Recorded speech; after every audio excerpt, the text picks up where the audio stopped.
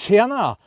Välkommen till Sledtracks TVs första sommarepisod för året. Och vad passar inte bättre då än att vara här i Saxnäs i fjällvärlden. Snön har precis försvunnit och jag har en riktig arbetsmaskin med mig. Det är Kodiaq 700 från Yamaha.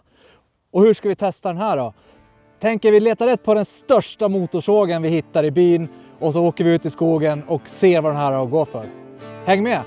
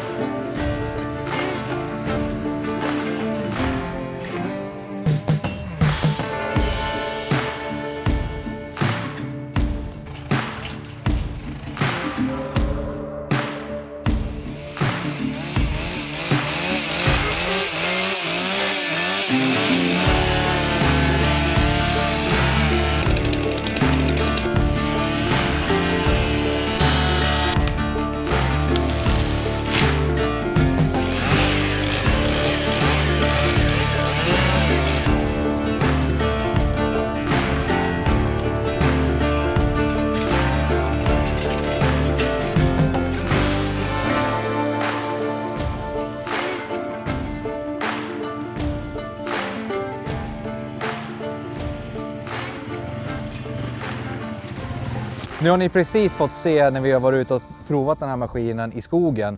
Och för att göra det så tog jag hjälp av ett riktigt fullblodsproffs när det gäller att såga ner träd. Martin Borg, vad är dina första intryck av att faktiskt böka lite i skogen med den här? Ja, jag har saknat det. Det har varit en lång och dålig vinter, men nu har vi äntligen fått vara ute och gasa lite grann igen. Den här gör ju sitt jobb, men det är en den här gör också jobbet faktiskt. Vi har ju dragit fram ett gäng stockar och använt lite olika funktioner. Och det är mycket som jag gillar och några saker som jag inte gillar lika mycket, men det finns rum för förbättring. Det sitter ju lite extra tillbehör på den här. Var det något tillbehör som du reagerar extra på? Ja, det där skruvstycket är fram. Jag brukar försöka dra på min motorsåg och fila kedjan och kunna sätta fast sågen. Det hjälper faktiskt. Det är en jättesmidig funktion. Så den var bra. Det är +1 på den. Och så såg jag när du höll på att lasta också att då använder du ju vinschen för att slippa slita så mycket. Exakt. Och den var jättesmidig också. Med fjärrkontrollen så jag kan jobba själv och manipulera stockarna dit jag vill. Ja, men du har ju kört lite grann nu också. Det var ju lite bökigt där bitvis. Vad är intrycket av att liksom köra maskinen? Jag har ju kört 6-hjulingar tidigare och det blir ju skillnad med en 4-hjuling kontra 6-hjuling. Den stora skillnaden till det positiva det är att den är så mycket smidigare. Du kan svänga, du kommer igenom bättre. Trade-offen är att det är lättare att du hänger upp hjulingen, men du har ju en vinsch fram så man får jobba lite grann mer med vinsch och tänka till lite mer på vilka linjer du tar. Det jag tycker, den här maskinen specifikt har ju en väldigt fin växelföring. Så tydliga växellägen och det hjälper när man håller på och ska hitta rätt back och parkering. Och parkeringsläget på den här är extra viktigt eftersom du inte har någon parkeringsbroms på bromsarna. Det tyckte jag faktiskt var lite konstigt att man inte har valt bara att ha en parkeringsbroms.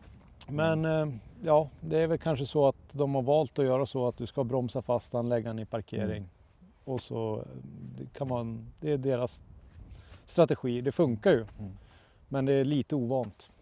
Jag tycker ju motorkaraktären i den här också är väldigt trevlig. Man märker ju att den är gjord för att jobba. Den är liksom växellådan också. Det är mycket vrid redan, även om du ligger på högen. Ja, jag kör alltid på lågen i skogen. Dels för att det är mindre markförstöring. Jag vill inte börja spinna för då förlorar du framdrift. Och däcken vart jag faktiskt imponerad av. Jag trodde de skulle vara mer sliriga. Jag hade kanske personligen valt ett par bredare och lite högre däck för att få ännu mer markfrigång. Men den funkar som det är idag också. Utöver med parkeringsbromsen, är det någonting som vi känner att det går att förbättra på den här? Handtagsvärmare. Nu idag är det inte jättekallt, men efter en lång dag, man är blöt, kall och man ska köra hem, så en handtagsvärmare hade ju varit riktigt trevligt. Det går ju säkert att få sätta på som extra tillbehör, men det sitter inte det just idag. Jag reagerade också på att med dragkroken, att det är väldigt mycket överhäng över, sen sitter det långt in. Så det kräver ju att kärran har ganska lång dragstång. Ja, Och också lite låg. Nästan. Lite låg, men det är ju där du vill ha hjulbasen så kort som möjligt för att den ska vara smidig. Och det gör ju att du kommer över bäckar och sånt bättre. Men istället så blir det ju att du hamnar långt in. Så ja, du kanske ska välja en vagn med lång dragstång om du väljer den här maskinen. Det var ju väldigt stökig terräng bitvis. Det var stubbar, det var bäckar vi skulle över. Du fick köra med fyrhjulsdriften. Du fick till och med använda dippspärren någon gång.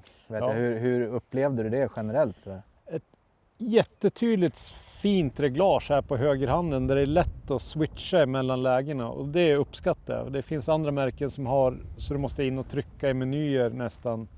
Den här var väldigt innovativ, eller väldigt enkel att manipulera så som du ville sätta upp driften. Slutligen då Martin, efter en hel dag i skogen, vad är ditt liksom omdöme om den här maskinen? Duger den att jobba med? Den här funkar, den gör jobbet. Jag personligen hade nog valt en sexhjuling i den terrängen vi är i nu. Är det ganska platt och du inte kör mycket på hyggen, där det är oländigt, då kommer den att göra jobbet.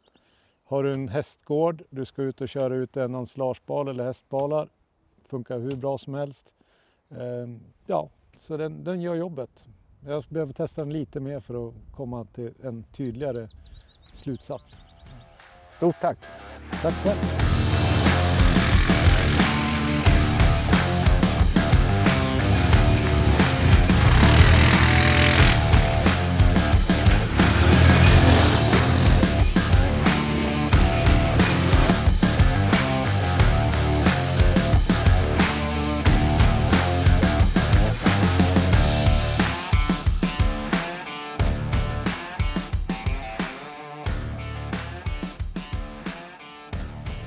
Förutom att ha varit ute i skogen och arbetat så har även jag hunnit med att vara ute och busa lite grann, vara ute och utforskat och känt på hur den är att bara köra. Och det som slår mig mest, det är den här helt nya styrservon. För den hjälper dig jättemycket när du är i skogen, det går lätt att styra. Men när man börjar sladda och busa lite grann, ja men då blir den trögare och den hjälper dig verkligen att känna att ha full kontroll över maskinen. Utan att tappa känslan för underlaget. Och det tycker jag är riktigt imponerande. Jag gillar även växellådan. För att den är stark och lätt att växla. Men den går så mjukt. Den går väldigt mjukt och det är ingenting oförutsett som händer. Och det är en fantastiskt bra motorbroms tycker jag. Speciellt när man ligger och åker på lite grusvägar. Det är sällan jag behöver använda bromsen faktiskt.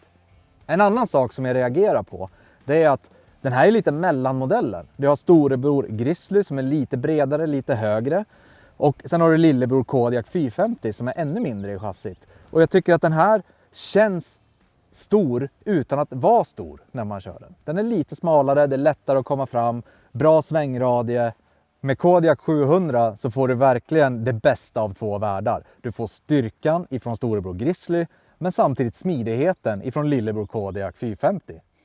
Tack för att ni har kollat på den första Sledtracks TV-episoden för den här sommaren där vi har samlat de första körintrycken av Kodiaq 700 från Yamaha. Jag kommer fortsätta testa den här hela sommaren, så missa inte de reportagen på sledtracks.se och vår norska systersajt sledtracks.no. Och glöm inte heller att följa oss i sociala medier. Ha en fin sommar!